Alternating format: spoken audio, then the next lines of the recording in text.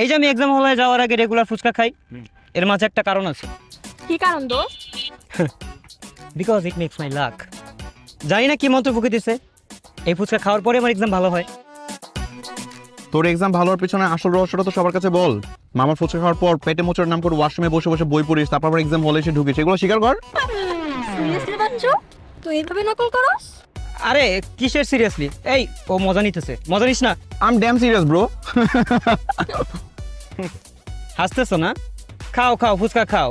এই ফুচকার বিল আজকে আমি দেবো না, নিজের ফুচকার বিল নিজে দিস। আরে বন্ধু, আমি তো মজা করতেছি, এবার অন্তত পক্ষে বিলটা তুই দিস।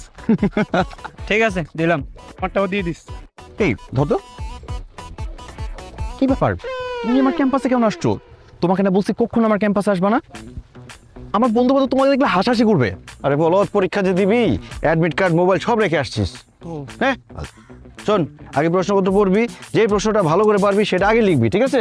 হ্যাঁ ঠিক আছে, মনে আছে, যাও যাও যাও যাও যাও যাও। হে ব্রো, ফুচকা চলবে নাকি? না না থ্যাংক ইউ, তোমরা খাও। তুমি এখন যাও, যাও তো, যাও যাও যাও যাও যাও। জিসান, এই হ্যান্ডসাম গাইটা কে রে? পরিচয় করে দিস না। আমি ওর বাবা। আমার বাবার বন্ধু, আমার আমার মানে বাবার ভাই, আমার চাচু, আমার আঙ্কেল। আঙ্কেল যাও। ও হাই, আমি মাহি।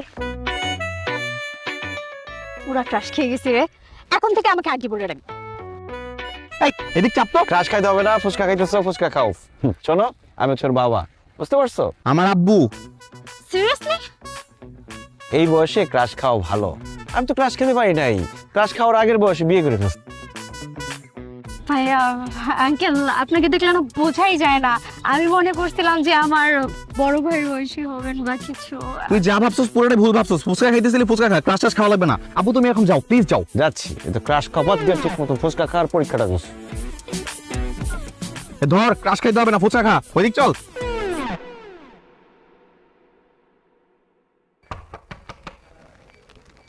জহির সাহেব, সেদিনের ব্যবহারের জন্য আম সরি। জিসান, বাসায় কেউ নাই না? বাসার কি অবস্থা করে রাখছে।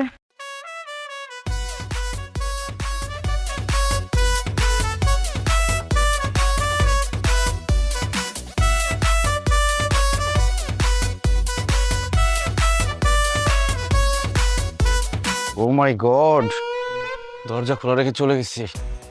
আল্লাহ বাঁচাইছে, কোনো চোট তো আসে নাই। কি ব্যাপার, খাবার আসলো কিভাবে এখানে?